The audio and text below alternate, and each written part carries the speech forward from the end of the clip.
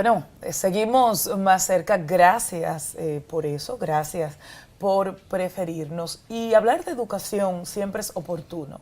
Hablar de educación siempre es inteligente, sobre todo con tantos retos o quizás con tantas cosas que celebrar que pueda haber en República Dominicana en el área.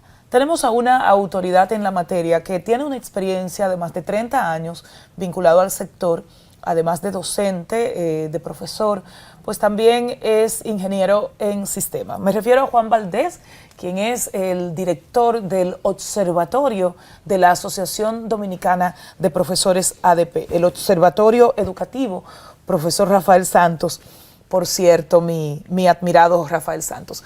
¿Qué tal estamos? ¿Cómo está usted? Bienvenido a Más Cerca. Saludos. Estamos muy bien, gracias a Dios, aunque la educación dominicana no lo está. Conversábamos de que le entra así como... que la educación es una ciencia y todo se mide. Eso es así.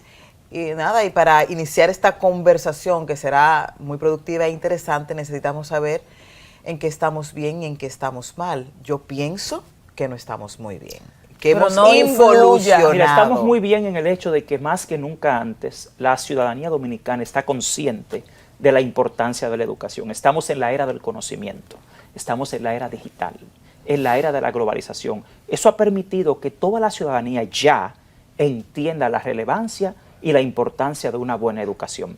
¿Dónde no estamos muy bien? En los logros. ¿Dónde no estamos muy bien? En la ejecución. ¿Dónde no estamos muy bien? En la gestión del sistema educativo. ¿Dónde no estamos muy bien?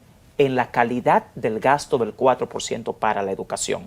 Y esto redunda en una serie de problemas que se reflejan en la sociedad, como el desempleo, la pobreza, la violencia ciudadana, la desesperanza, la crisis existencial que hoy en día arropa. Esa crisis existencial que el pueblo dominicano en general tiene, que lo ha llevado a una condición que en psicología social se llama la indefensión inducida, es lo que explica gran parte del fracaso en nuestro país. Profesor Valdés, usted habla del 4%, y antes de adentrarnos más en el diálogo, aunque no se ha ejecutado, ya se da casi como un hecho que se va a fusionar MESID con educación. Bueno, falta una ley. La propuesta. Sí, pero ya hay una comisión de transición y el presidente de la República parece que tiene eso muy decidido. Sí, pero eso no es una decisión del presidente de la República. Le pregunto, señor Valdés, ¿qué tan atinado o no entiende usted que sería esta fusión de la gestión de la educación básica con la gestión de la educación universitaria? Se ha dicho de que eso es una tendencia, de que en muchos otros países existe, y el otro elemento de la pregunta es el 4%. La norma habla de que el 4% del PIB es para la educación preuniversitaria. Si MESID pasa a integrar educación, ¿tendrá su presupuesto aparte o se utilizará el 4% también para la gestión universitaria? Realmente el intento de fusionar el MESID y el MINERT no es más que un asalto a los fondos del 4% para la educación. La Ley General de Educación 6697 concibe el uso de ese presupuesto exclusivamente para las escuelas. Por inexperiencia, por falta de expertise del ministerio, de las autoridades, o por intencionalidad, ellos prefieren ignorar que en el año 1997, cuando se creó esa ley, ya existía el Consejo Nacional de Educación Superior. Yo trabajé ahí, yo trabajé en el CONES, y el CONES tenía su presupuesto independiente para la educación superior, a diferencia de lo que ellos alegan. Y cuando se crea la ley, posteriormente se creó la Ley de Educación Superior. Lo que sucede es que lamentablemente lo que se quiere es fusionar ambas instituciones simplemente para tomar esos 20,000 millones de pesos de presupuesto que le corresponden al MESID de los fondos de la educación escolar. No tiene sentido porque a educación no le sobra un peso. Si usted revisa el plan operativo anual del ministerio y revisa su plan anual de compras, hay toda una programación para el uso de esos fondos que por incompetentes las autoridades no hayan logrado ejecutarlo es otra cosa. Pero no es que sobra un centavo. Ahora bien, vamos a ver cuál ha sido el procedimiento que se ha utilizado para fusionarlo. Lo primero es crear una comisión ilegítima con un serio conflicto de intereses. ¿Por qué ilegítima? Porque usted tiene 13 miembros ahí, de los cuales 12 son rectores universitarios o ex rectores universitarios. Si el dinero que se va a utilizar es el de las escuelas públicas, ¿por qué la comisión está compuesta por los mismos contratistas que van a recibir el dinero? Eso es un escándalo. En otro país eso sería un escándalo tremendo. Yo les invito a que vean quiénes son las personas que componen esa comisión, y todos son rectores y ex rectores universitarios del sector privado. ¿Y quiénes son esas personas? Los contratistas del Estado. Este es el único país donde cogen al vendedor del servicio para conformar una comisión para decidir cómo se va a usar el dinero. ¿El Estado dominicano hasta qué punto subsidia la educación universitaria? No, no es eso. Exceptuando la UAS. Fíjate, lo primero es, ¿cómo se distribuye el presupuesto del MESIT? Más del 70% del presupuesto del MESIT se utiliza para, precisamente, subvencionar a la UAS, al ITCC, a Loyola ya como Instituto de Educación Superior, también a UTECO, que ahora es una universidad también. Y no es mucho el dinero que se utiliza hoy en día para subvencionar instituciones superiores privadas. Ese es el problema. En el momento en que usted toma los fondos del 4% para la educación, lo que se haga a futuro con ese dinero por parte del área de educación superior es impredecible. Entonces, eso es lo primero. Por otro lado, insisto, Anibelka, si el 4% para la educación en su totalidad corresponde a las escuelas, ¿por qué la comisión que va a decidir sobre una fusión de esta naturaleza no está compuesta por los actores sustantivos de la educación, como los docentes, los estudiantes y la representación de padres, madres y amigos de la escuela, que son los propietarios de esos fondos? No son las universidades, y mucho menos las universidades privadas. Ahí solo está la UAS del Estado, nadie más. Quiere decir que intentan hacer un asalto de esos fondos que en un futuro podrían llegar a las universidades, evidentemente. Están llegando ya, mira, porque el primer conflicto está en que el Ministerio de Educación, a través del ISFODOSU y del INAFOCAN, anualmente gasta más de 5.000 millones de pesos en programas con las universidades y los institutos de educación superior. Eso es un hecho ya. Ahora, cuando usted toma el dinero del 4% para la educación, para incluir al área de educación superior, usted le está quitando a 7.600 escuelas públicas un porcentaje superior a un 7% de lo que ya es su presupuesto, sin ninguna razón. ¿Por qué? Porque las escuelas públicas operan en condiciones de miseria. Hoy el presupuesto, según la Estrategia Nacional de Desarrollo, debería ser de un 6%, no de un 4%. Siendo un 4%, las escuelas no tienen agua, no tienen buen mobiliario, no tienen buena ventilación, no tienen buenas instalaciones, no tienen buenos medios y recursos para el aprendizaje. Y profesores muy malos en muchas ocasiones. El 68% de los profesores de este país, en su última evaluación, quedó en la categoría de bueno, muy bueno y excelente. Solo escuchen, porque es que la gente a veces... ¿Y por qué se siente como que los profesores son una de las deficiencias y las falencias del sistema educativo? Mira, los profesores son una parte del sistema educativo, al igual que lo son los padres, que lo son los mismos estudiantes, que lo es el ministerio y el Estado. La educación funciona dentro de lo que se conoce como un paradigma complejo, ecosistémico e integral. Los maestros no enseñan. Eso de que un maestro es que se pare en un aula y te enseña a multiplicar y a dividir, en términos conceptuales y en términos de teoría del aprendizaje, no es real. El aprendizaje se da a través de la creación de situaciones significativas de aprendizaje, que realmente son contextos que hay que crear en la escuela, en la casa y en la sociedad para el aprendizaje. La escuela que presumía que el maestro era el que enseñaba, se llama el instruccionismo. Pero la escuela dominicana, cuando tú lees el currículo, se basa en lo que se conoce como el constructivismo social. ¿Qué es el constructivismo social? Esto a lo que apuesta es a la construcción social del aprendizaje, no a la transmisión de información de un maestro a un niño. Todos los maestros deben mejorar. Los maestros tienen que ser mejores. ¿Pero por qué? Porque estamos en la era del aprendizaje durante toda la vida. Lo que usted sabe hoy, ya mañana es obsoleto. Entonces los maestros deben mejorar. ¿Cómo mejoran los maestros? A través de una evaluación de su desempeño. ¿Pero qué ha pasado en este país? Desde el año 2017, el ministerio ha sido incapaz de evaluar a los docentes para diagnosticar en qué deben mejorar. Profesor Valdés, tenemos un sistema mixto, público y privado. ¿Cuál es mejor?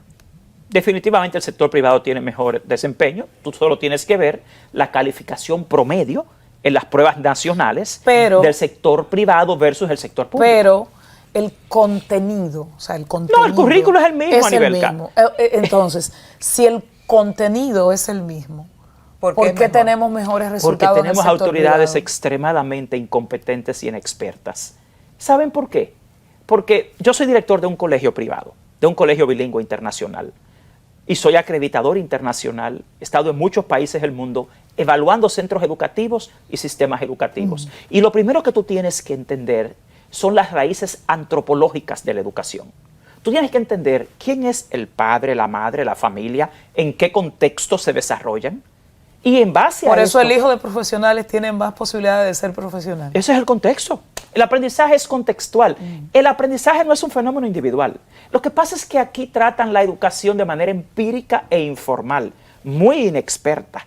La educación es una ciencia donde, insisto, todo se mide, todo se evalúa y casi todo es predecible y manejable cuando se maneja científicamente. Pero para responder a tu pregunta, mira, ¿cuál es, en términos antropológicos, el arquetipo de la familia de escuela pública? Familias monoparentales, en extrema pobreza, usualmente madres solteras, con más de 2 niños en la casa, que están en lo que se conoce como el primer nivel de la pirámide de Maslow, la pirámide de necesidades humanas. ¿Qué pasa con un ser humano que está en ese primer nivel de la pirámide de necesidades? Que su prioridad es la sobrevivencia. No tienen mucho tiempo para conversaciones significativas con sus hijos. Tienen que buscar el dinero para sobrevivir día a día.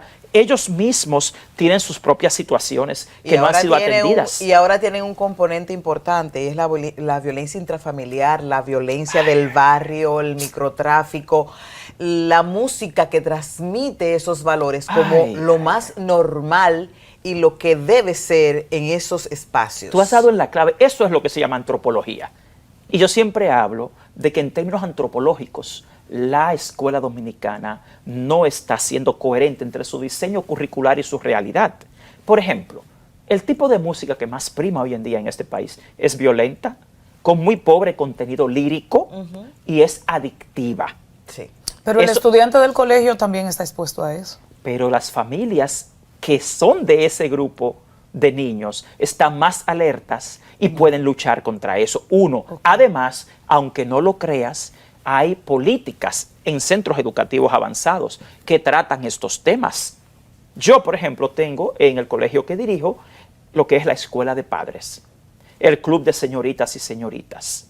Y tenemos las charlas dialógicas. Señoritas y señoritos, ¿verdad? I'm saying, sí, señoritos y señoritas. O sea, es una expresión. No, está bien, sí. solo Gracias, sí. Entonces, ¿qué hacemos nosotros ahí? Nosotros conversamos, nosotros analizamos, hay hasta filosofía.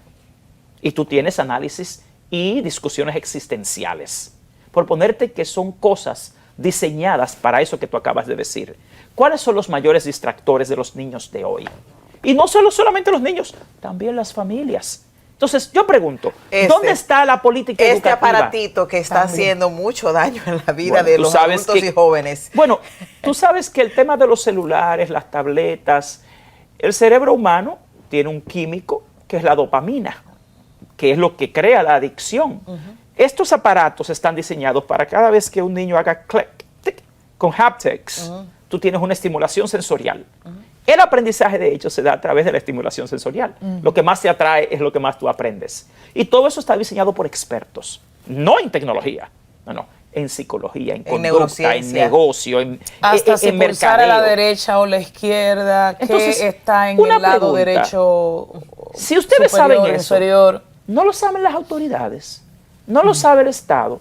El problema es que tenemos una gestión de la educación dominicana extremadamente inexperta y poco comprometida. Tienen un manejo anacrónico de la educación dominicana. Y empresarial, diría yo. Bueno, ya eso es otra cosa. Yo te iba a decir que ahora aquí, por ejemplo, en el país, aquí no hay una democracia. Aquí hay una corporatocracia oligárquica. hoy en día dirigiendo Corporatocracia oligárquica. Sí, o ¿Y sea, por qué usted llega a esa conclusión? No, y que ¿Por me lo qué? enseñe. Es que hoy en día el tema no es si son de un partido o de otro.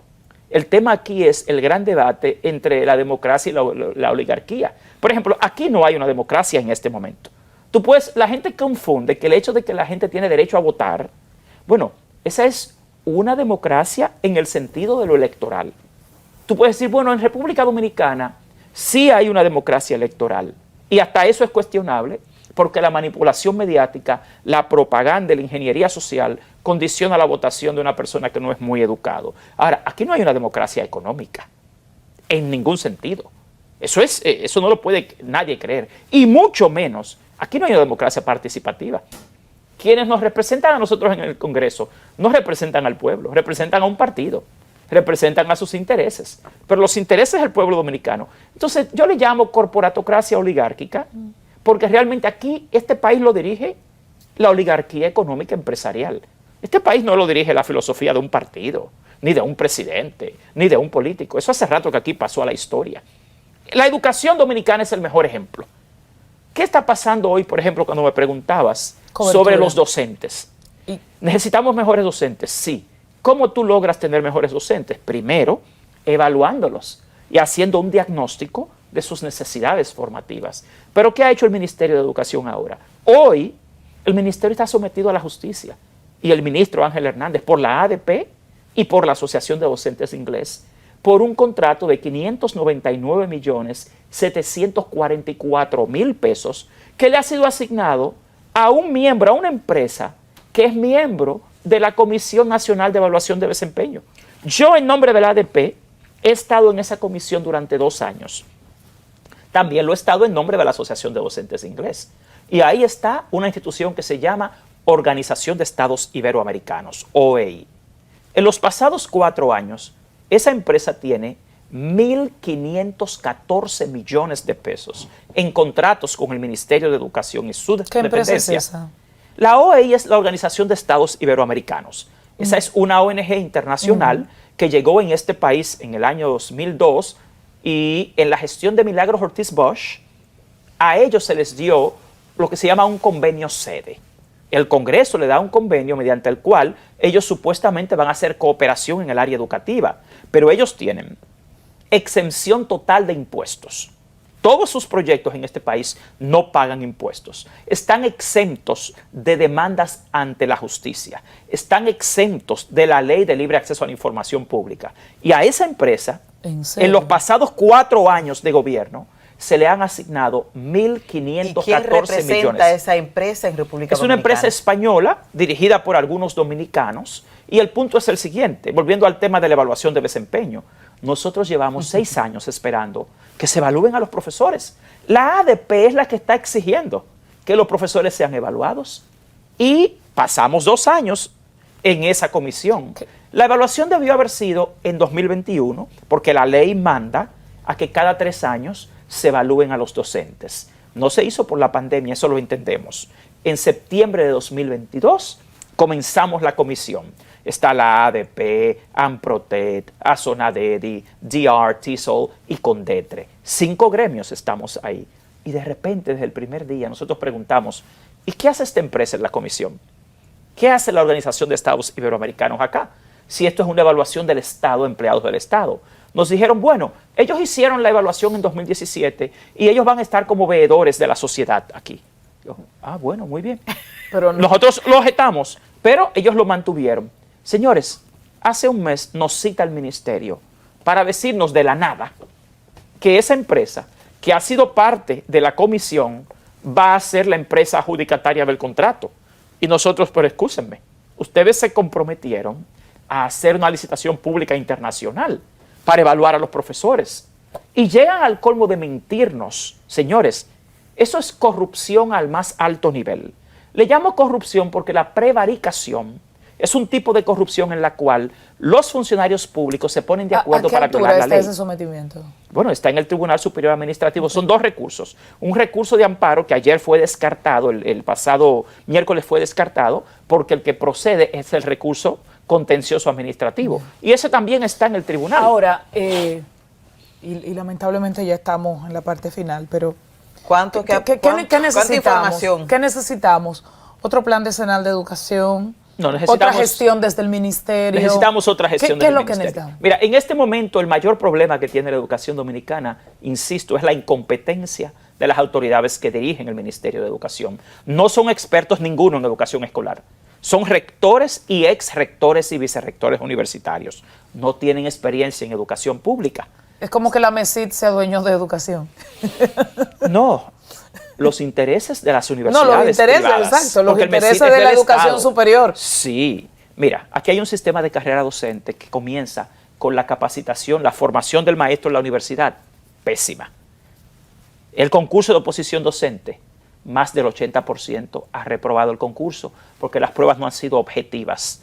Y si ellos argumentaran que las pruebas son objetivas, entonces tienen que aceptar que las universidades han fracasado en este país. Señores, los libros de texto, un negocio para las universidades. El Programa Nacional de Inducción, un negocio para las Por universidades. cierto, antes de terminar, la calidad de los textos educativos, ¿cómo usted la valora? Pésima. Aquí los libros están llenos de errores, cientos de errores. Yo fui la persona que evaluó el libro de matemáticas que tenía más de 600 errores. Y usted encuentra definiciones de temas como la educación sexual, la formación humana en estos textos. Y usted va a encontrar también errores. Matemáticas, ciencias, lengua española. Señores, ustedes ven los textos de lenguas extranjeras y son folleticos. Aquí han reducido, señores, la escuela pública 30 años de regresión.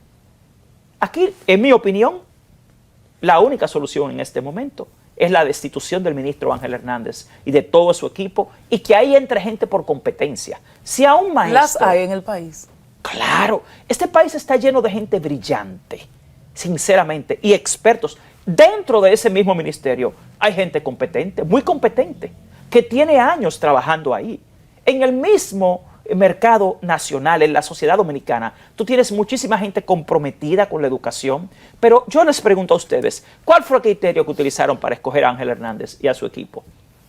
No pasaron un concurso de oposición. No, pero No, porque No el fueron mismo de evaluados. todos los ministros toda Claro, la vida. que es el un presidente decreto, quiera. que es un decreto. Entonces, Que el presidente quiera. por ahí comienza el problema. La designación de un ministro de Educación debe basarse en un perfil. Una persona que sea competente, sobre todo que conozca el área, que conozca la educación pública y que haya demostrado, no en las universidades, no, que domina el área de la educación escolar y de la educación escolar pública. Entonces, y que no tenga conflictos de intereses, porque este ministro, siendo ministro, tenía contrato con el mismo Ministerio de Educación. Señores, aquí no puede ser la falsedad Juan. ni la propaganda la que continúe determinando el destino de la educación dominicana. Profesor e ingeniero Juan Valdés, pero sobre todo muy conocedor de la educación dominicana, eso está demostrado. En principio le conocíamos más por el tema de la lengua extranjera, en este caso Esa el es mi inglés. área, esa es mi área de Pero pasión. él ha combinado, ¿verdad? Y es un gusto tenerle más cerca y saber también que está, independientemente de que esté con nosotras acá, que desde el observatorio, que es el observatorio de la Asociación Dominicana de Profesores, hay un monitoreo, ¿verdad?, de cómo va la educación. Es así. Nosotros estamos comprometidos en la ADP, no como dice la gente, que la ADP lo que quiere es aumento, que quiere huelgas. No, nosotros estamos Eso es lo que nos han comprometidos vendido, con la... ¿eh? Bueno, es que la protesta es un recurso válido y el mayor error que ha cometido el pueblo dominicano ha sido dejar de protestar. ¿Ustedes quieren ver eso? ¿Qué pasó con la reforma fiscal? ¿Qué pasó con el nombramiento de Carlos Pimentel? Si este pueblo no sale a las calles a protestar, este país va a terminar Pero ese es el hundido. tema. ¿La ADP puede protestar sin parar la docencia? Parar la docencia es un error de la Porque, ADP. por ejemplo, Yo mismo el dentro de la reclamo ADP, por la reforma fiscal no implicó quemar gomas ni nada. Entonces, bueno, por ejemplo, o sea, para yo la gente coincido- cuestiona, no que la ADP proteste, Es el método. que pare la docencia. Yo en eso coincido contigo y siempre esa ha sido mi posición, aunque debo decirte, Es aquí se minoría. pierden, cuando tú haces una protesta, tú puedes decir, bueno, ese día se perdieron 8 horas de clases, pero aquí todos los días se pierden 2 horas diarias de clase. Hoy se van a perder 2 horas de clase en las escuelas públicas por la falta de personal docente, por la falta de recursos, por las malas condiciones. Pero es que la ADP no es solo cuando protesta. Le voy a hacer rápidamente. Mire, cuando se reúne la cooperativa, no hay docencia. Ay, sí. Hay No, pero no a nivel actualización. nacional. No a nivel nacional. Bueno, pero en esa comunidad. Y eso ya es un no hay error porque la docencia. cooperativa no es parte de la ADP. Ahí hay otra confusión. Exacto. La cooperativa No, es una empresa pero aparte. afecta a la docencia. O sea, tú dices, ¿por qué No cuando se debe. reúne la cooperativa de los maestros, no hay docencia? Eso es un error. Cuando la maestra se le murió a una tía cumpleaños, tampoco hay docencia. No, Cuando- ahí entonces, no, ahí no, ahí no. Ahí ahí entra... no. Ahí no. Es mira. una realidad que se vive en las escuelas. pues yo vivo la y es realidad, muy yo conozco la y es escuela. muy Los local viernes para también. la actualización del currículum. No. Le voy a explicar algo. Hay muchos mitos, lamentablemente, muchos aforismos que la gente habla de las La escuelas ADP tiene públicas. que trabajar mejor. La ADP debe mejorar muchas cosas y por eso estamos ahí y por eso estamos comprometidos. Yo soy de los que entiende que no hay que parar clases para protestar, insisto, yo eso coincido con ustedes, pero entiendan algo. Cuando la ADP para clases y llega a la protesta final es porque ya se ha cansado en las mesas de discusión de tratar de resolver los problemas. Y nosotros ahora estamos luchando. ¿Por qué? Porque cada día se pierden 2 horas de clases por las malas condiciones en que está la escuela. Así que yo le pido a toda la ciudadanía que apoye a la ADP, que apoye a los maestros y que juntos tratemos de lograr que haya una mejor educación pública. Porque más del 80% de la ciudadanía viene de ahí.